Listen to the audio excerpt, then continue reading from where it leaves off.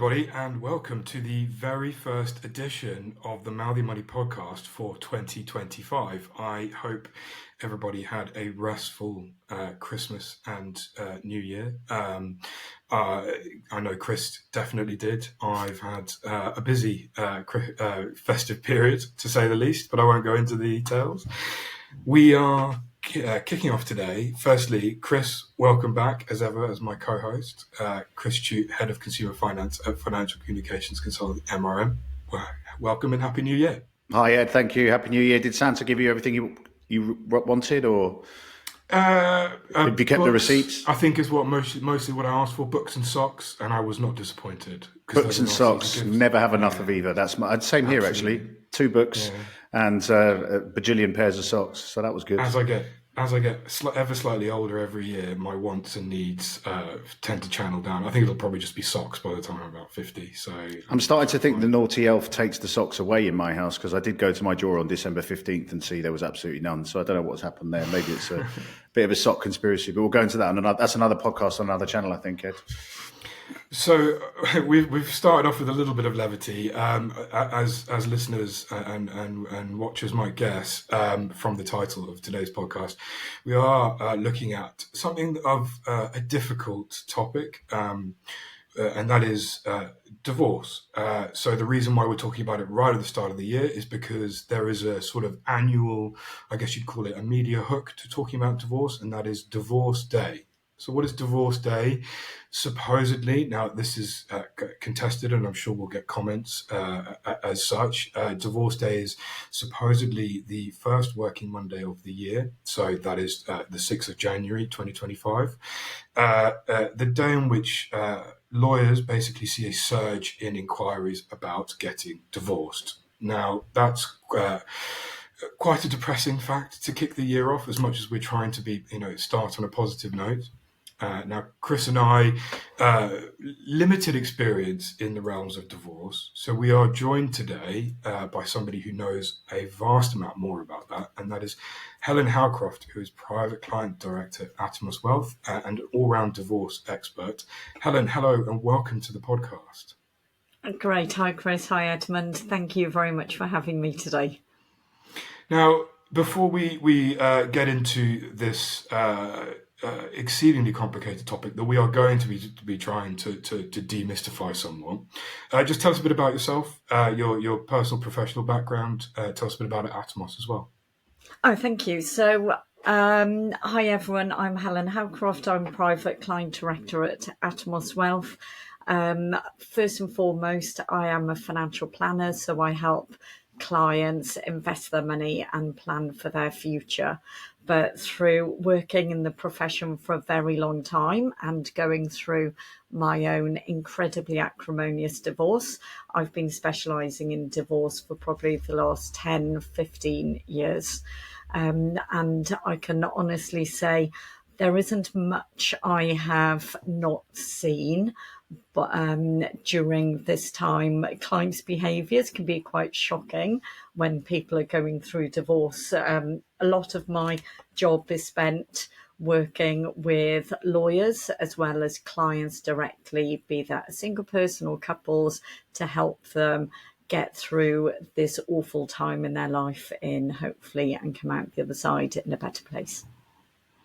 So we're gonna try and walk through some of the kind of practicalities of what getting divorced actually means, and obviously with the financial side of things, because we're a money podcast. Before we do that, though, on this kind of issue of whether Divorce Day really is a thing, from your experience, do you see an uptick around this time of year, or does that play out? I mean, I think I would go back to the whole psychology of it. Christmas, You've got screaming kids, you're spending time with your other half that you haven't probably spent a lot of time with over the course of the year, and all of a sudden you've got 2 weeks in a house with a lot of emotions going on. So yes, people do separate, but do they necessarily start the divorce process on that Monday in January? No, probably not. It might be the time that they think, I'm not doing this anymore, and they may go and seek advice, or they may actually tell their other half that they've had enough, and then they start the separation process. But typically, from the date of separation to starting the divorce process, you could easily be 9 months in. But I normally don't get engaged with clients until probably they're 9 to 12 to 15, even 15 months into the process, which personally I think is far too late. They should be coming to see me very, very early on.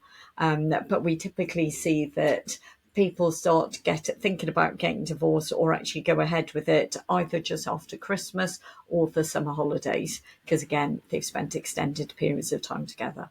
Just on that, Ed, from my point of view, and again, Helen, you're the expert, but from a media standpoint and from a messaging standpoint, I can't fail to notice the amount of ads that are around for sort of divorce specialists at the moment. If you get on the tube, and I know this is a very London-centric view, but clearly there's a few companies that have taken a real point of putting messages everywhere about how to do this amicably.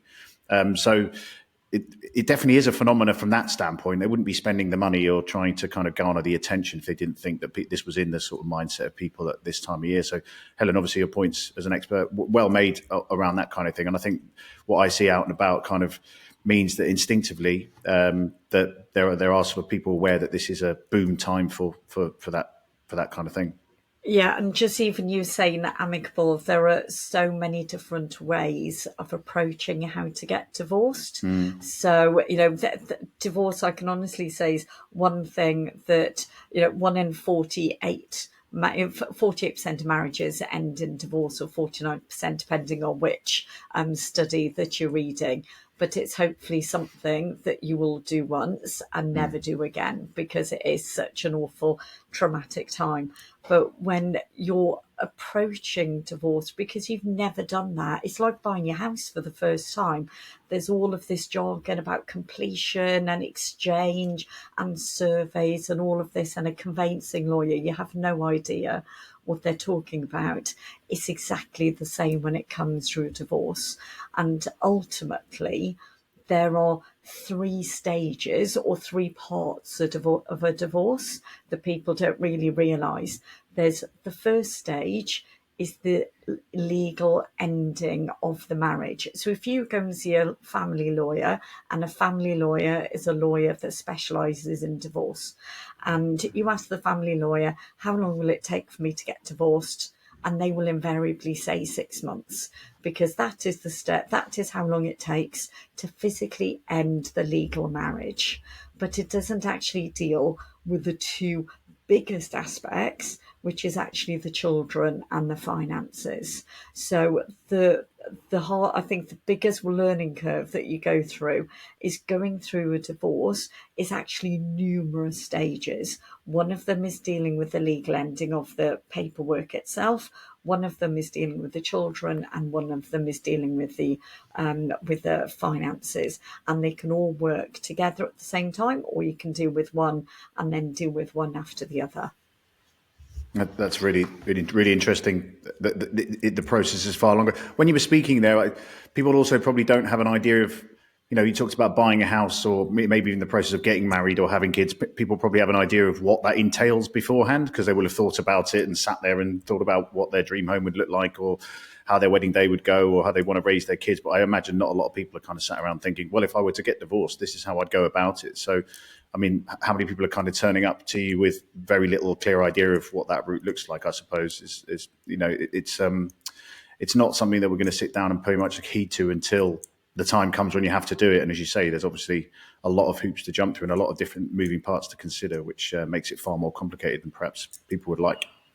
Yeah, the one thing I would say is there are a lot of, as you mentioned, there are a lot of adverts, there are a lot of experts, but there are people out there who really try and help clients and couples go through this in the nicest format possible. I go back to 2022. Before then, if you wanted to start divorce proceedings within 2 years of a marriage or a relationship breaking down, you had to blame the other one as to why there was a reason you were getting divorced. And thankfully in 22 we brought out the no fault divorce, because I always found that if you're starting the point of the divorce process, whereas the blame game, and you're starting to throw mud, it isn't a good way of actually going through the whole process. So at least we've managed to get rid of that in the first place. But there are, I say, there's so many experts out there, the family lawyers, the mediators, the therapists, so many different things to think about. So what are some of the common financial things that people need to consider? So let's say we wake up on the Monday after Christmas, we've decided that we, don't want to go on with this anymore. What are the main things what are the first things you need to be thinking about? Could you talk us through the kind of steps there? What do you need to prepare yourself for?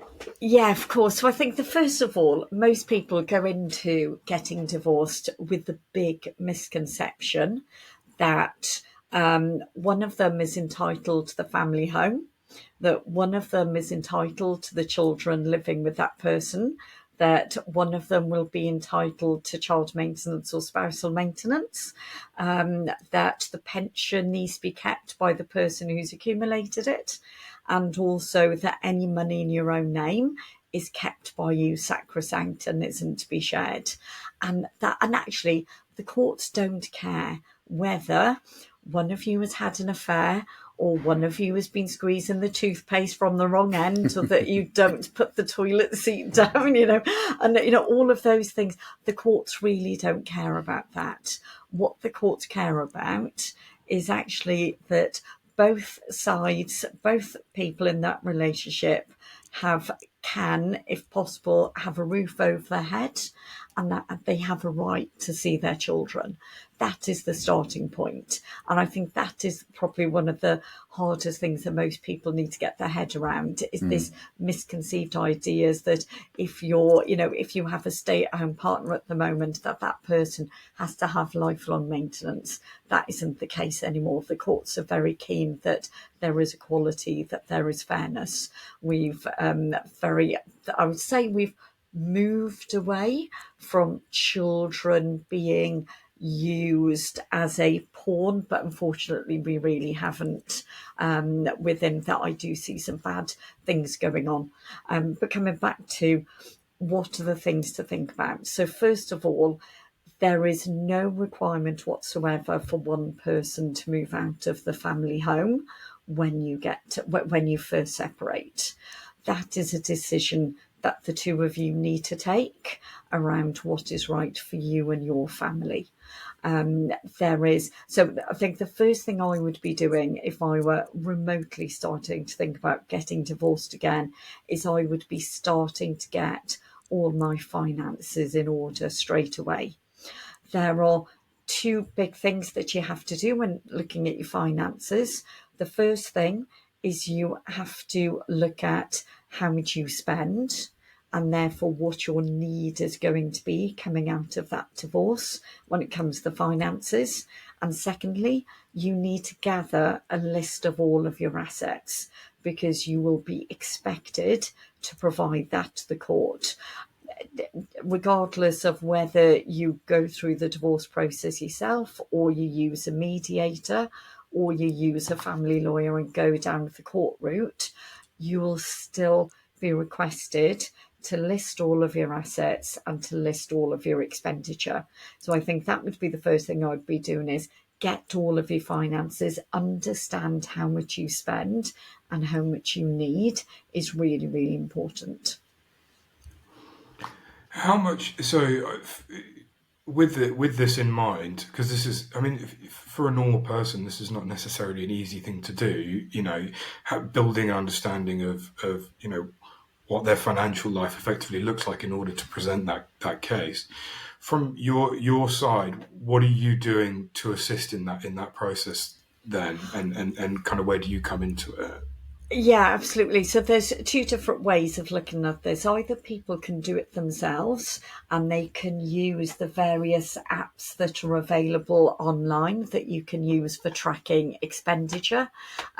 Sometimes people's bank accounts offer those, such as if they bank with Revolut, as an example.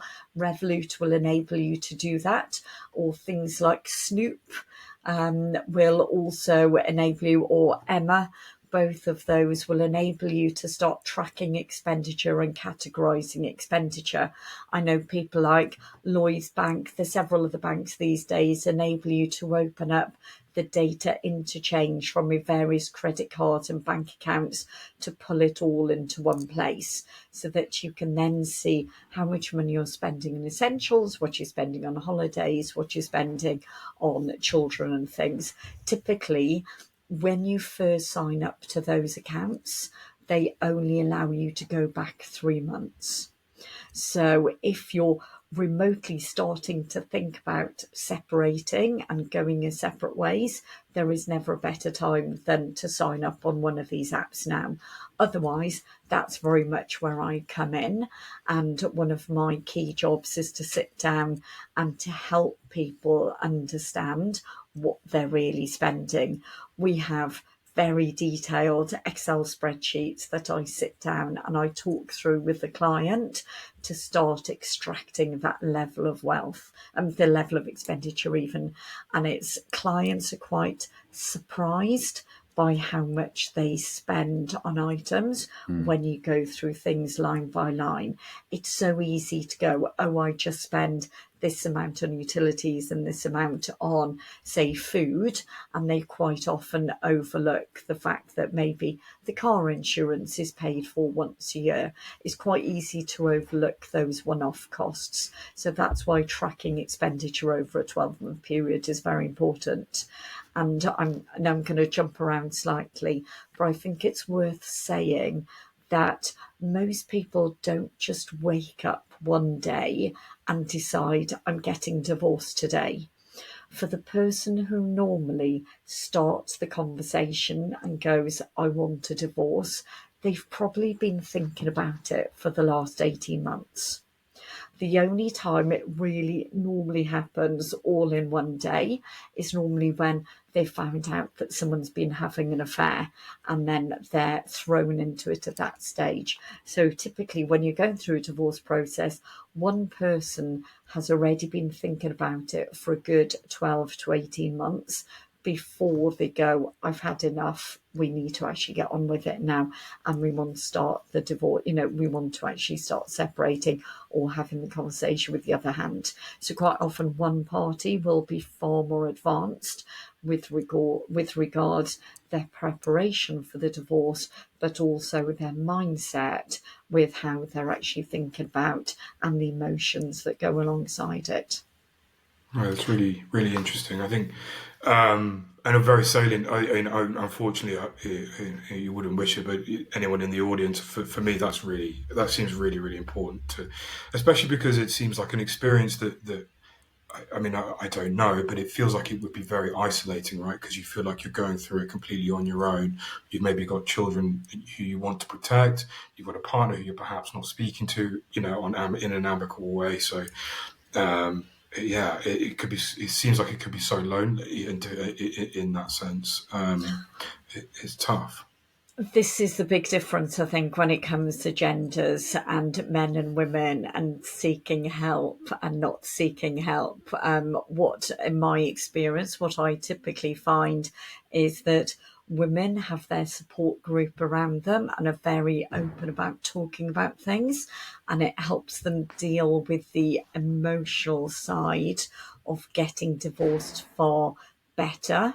It's probably worth me talking about the journey of the emotional side of going through the journey. So this will probably help the listeners as well. So typically when you're going through a divorce, there is a whole grief journey that goes on.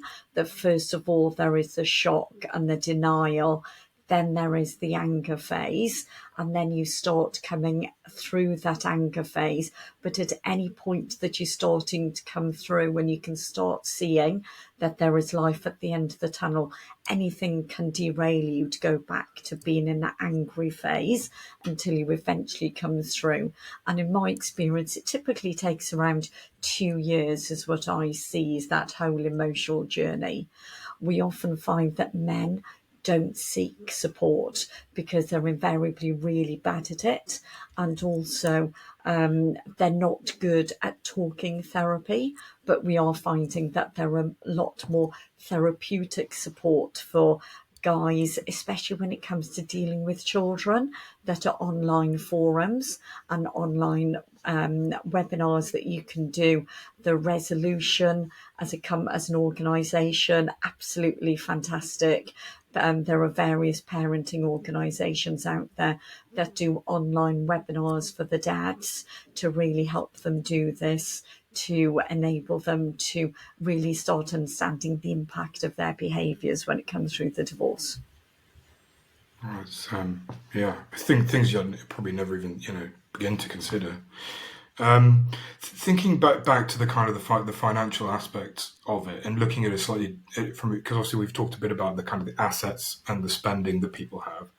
What about things like debt? How is debt treated by the court and separate and the agreement? Is that does it get shared, or what happens? Well, everything to do with the divorce, when it comes to your finances, needs to be negotiated between that couple.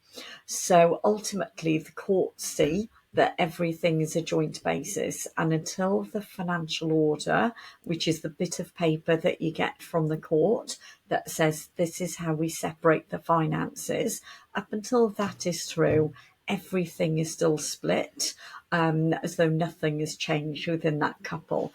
So as part of that separation process, you need to agree what happens to the debt, whether it stays with that person whose name it's in, or whether some of that will be paid off as part of the process. I think one of the important things to really point out here is when it comes to mortgages and the mortgage raising capacity of both parties. If you think that most people are living and spending up to their means, and you think that at the point of separation they're going to have two households that need to be run, two lots of mortgage debt, two families and lives to carry on with, and the children will probably separate between both those parties. And so what we have to really think about very seriously is the amount of mortgage debt that each party can take on. When it comes to somebody receiving spousal maintenance or child maintenance, normally the mortgage lenders won't take into that spousal maintenance unless it's been paid for a good period of months leading up to the financial order coming through, or they will only take that mortgage, that income into account once the financial order is already through. Then when it comes to somebody paying the spousal maintenance, the cost of that spousal maintenance or child maintenance reduces that person's income for their mortgage raising capacity. So it's really, really, really important that people get advice from a financial planner, a mortgage broker, to really understand the impact of what they're thinking about agreeing with the other half with regards spousal and child maintenance, because it does have a big impact with what they can do. When it comes to the existing mortgage, both of them can approach their existing mortgage lender to look at taking on maybe the mortgage debt themselves to stay in the family home, but they will be taking into account all of these extra commitments into place in order to do so. And I have to say, I think this is where the role of a financial expert really comes into its own, because when you try doing all of this yourself, quite invariably you come unstuck. And I'm going to say something a bit controversial here. Lots of people use mediators to get divorced, and the role of a mediator is to help the two parties going through that divorce agree a financial settlement. But mediators, 99.99999% of them, are not financial experts. They do not understand finances, and therefore they could get those clients to agree a settlement that just does not work on paper. So I really cannot stress the importance of seeking advice from a financial expert to really make sure that people aren't making big mistakes and agreeing something that just doesn't work in practice. Because if it doesn't work in practice, it just means more money is going to be spent unpicking the mistakes that have been agreed. Yeah, which potentially will add even more strain to the situation and stress and all the rest of it. No, I can definitely see that, Helen. I think that makes tons of sense. Make sure that you're aware of where all the I's need to be dotted and T's crossed for both, and then you can speak about what the reality of the settlement will be rather than what you hope it will be or what someone thinks it will be, and try and rush to the end of it. That makes tons of sense to me. So you've got your kind of, just to take a step back, Helen, you've got your kind of finances in order. You've done your bit research. You have a clear idea. You've gone to a family lawyer. You've made your intentions clear to your partner. You've gone to a family lawyer. That mediation process, does that happen straight after sort of the first papers are served, or what's your experience of that? And then you mentioned earlier that people tend to come to you too late with those things. Would you be speaking to a financial advisor before mediation so you're clear about what you're mediating around, or in concurrently with? Who's involved in this process in terms of, and who should Yeah. people be going to in what order, I suppose, is what I'm asking. Yeah, of course. So I think first and foremost, I would always advise anybody to come to a financial expert as soon as possible, even before going to see the family lawyer. So at least they are starting to get an understanding of the kind of things they need to be thinking about when it comes to their finances. Then I would always recommend going to see a family lawyer. And it's really important to work with a family lawyer to really understand what you should be doing and the different things to think about. Because my role as a financial planner is to really open someone's eyes with regards what could be done with the finances.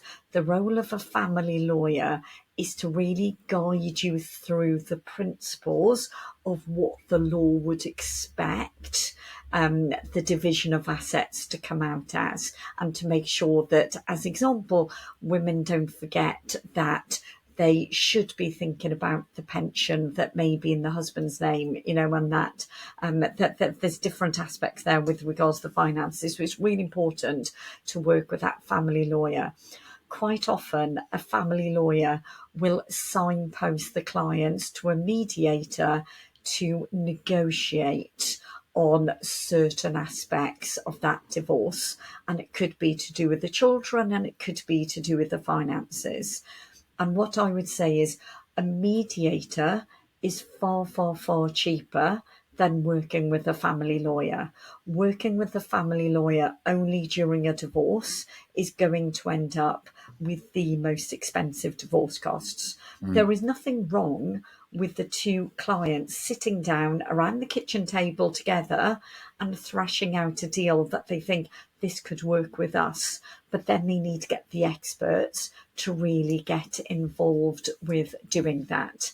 And I would personally say I don't see any reason to rush going ahead to start doing the legal formality of the divorce until you've actually sought that advice in the first place. So getting all your ducks in a row and having the initial advice is the most important thing. Again, you don't actually need to just be working with two separate family lawyers. You could be doing things like collaborative law, where collaborative law is where you have both family lawyers and both clients all in a room together, all agreeing a settlement together, the division of assets together, and how the children will be going between different families. And it's really about putting the children and those families at the centre of those negotiations to try and get people through in one place. There is a new way of getting divorced where you basically have one lawyer advising both those clients directly. And it's something new that there's only a few lawyers, and I know there's a few lawyers in London who are doing it. And it works really well. I've worked on a few of these cases, and basically both of those clients are getting the same advice from the family lawyer and are getting the same advice from me, both at the same time. So it's not about me picking sides or the family lawyer picking sides. Everybody is approaching this from really helping those clients come together, but especially where the lawyers that I know who are doing this at the moment, they're very experienced lawyers. They've really been doing this job for a very, very long time, and they're passionate about getting people through this process in the best format possible. So don't go into this going, we have to have our team and we need to be approaching this. I would say the less anger that there is going through the divorce, the better people will be in getting a resolution and having the best outcome altogether, and not throwing money at having loads of experts for the sake of it. You can spend a lot of money getting lawyers writing nasty letters, and ultimately those nasty letters don't really get anywhere other than upsetting people, and it doesn't actually mean you end up with a better settlement and you've not got one over on the other one at all. Yeah, that amicable, obviously that sounds far more appealing. But as you mentioned before, I think obviously there is acrimony can come from, the circumstances of how the divorce came about, the emotional aspect to it.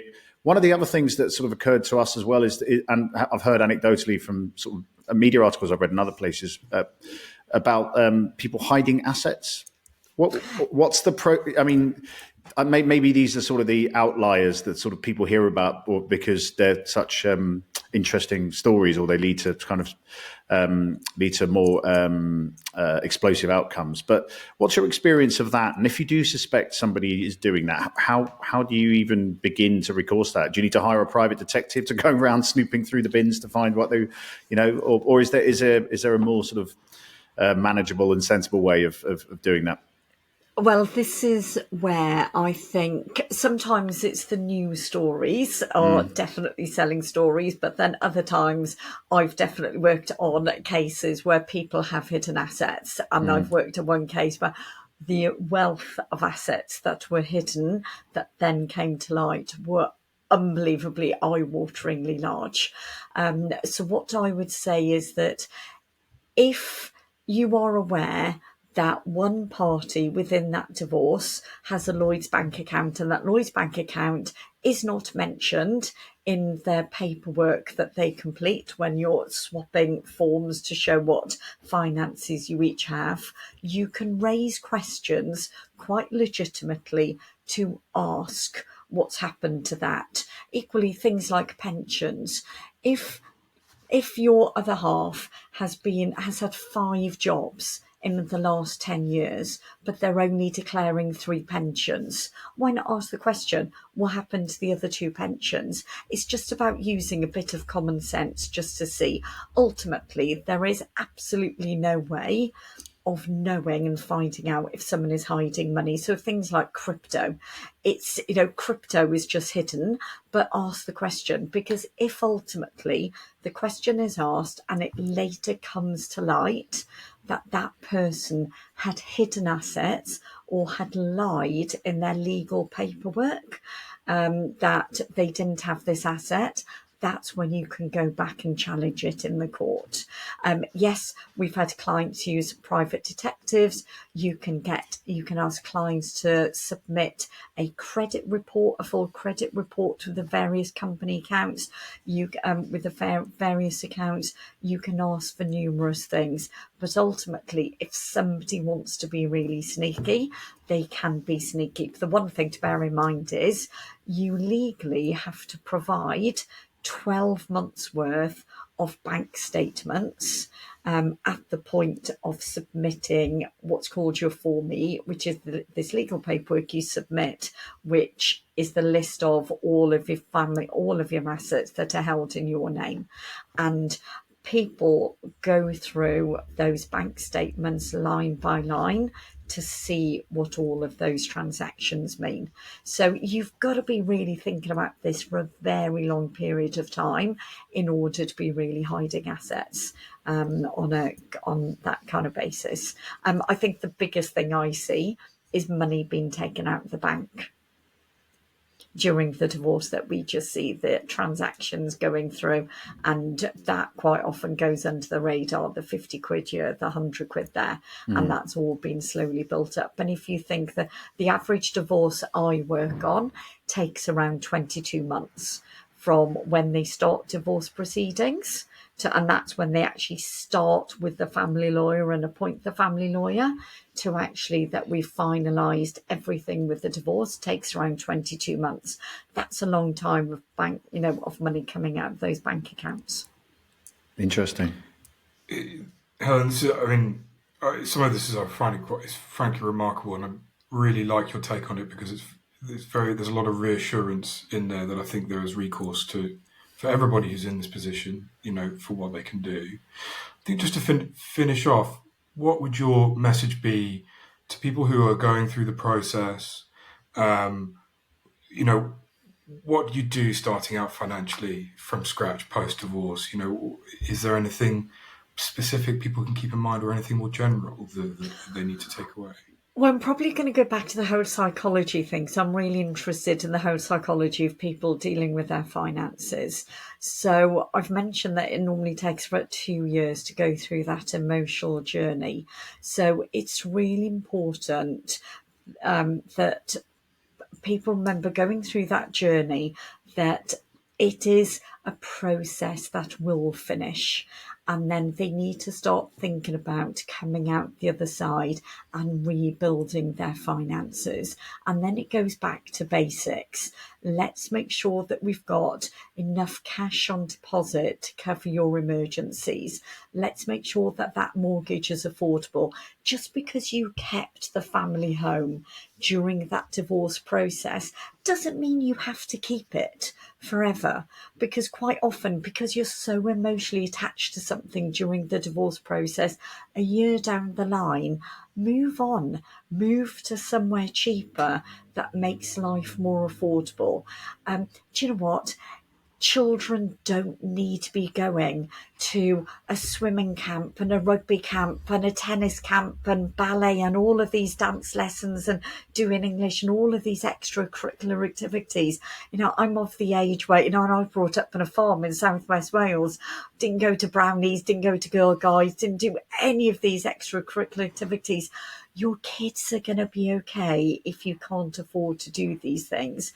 The most important thing is remember that when you're going through the divorce, it's not just you going through it, it's the children going through it as well. Surround yourself with a really good tribe of friends and people who are not encouraging you to be spending money and be doing things, and actually giving you good advice. The worst thing you need are people winding you up during the process and telling you what your other half is doing. Never stop following them on Instagram and checking up who the new person is that they're going out with. All you're doing is upsetting yourself.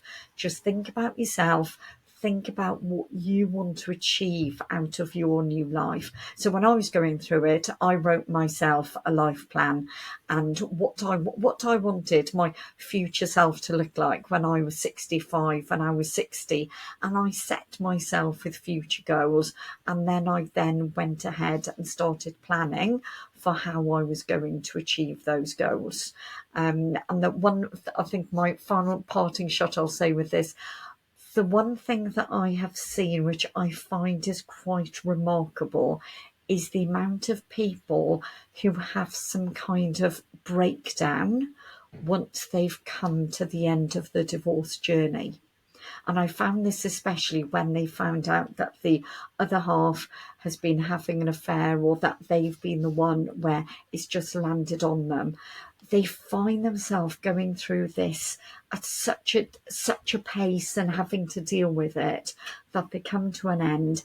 And that's when their body goes, enough is enough. I need to just, and it's really important. You have to be kind to yourself and just remember, just give yourself little life goals.